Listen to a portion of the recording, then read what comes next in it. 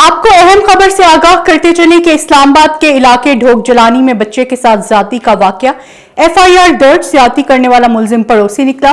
بارہ کو پولیس کی جانب سے ایف آئی آر درج، تفصیلات کے مطابق کم عمر بچے محسن کے ساتھ عدیل کی جانب سے بچے کو زیادتی کا نشانہ بنایا گیا۔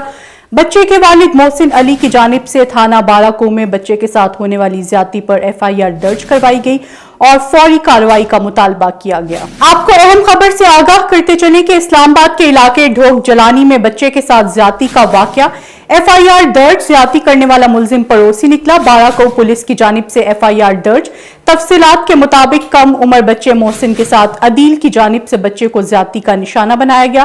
بچے کے والد محسن علی کی جانب سے تھانہ بارہ کو میں بچے کے ساتھ ہونے والی زیادتی پر ایف آئی آر درج اور فوری کارروائی کا مطالبہ کیا ہے۔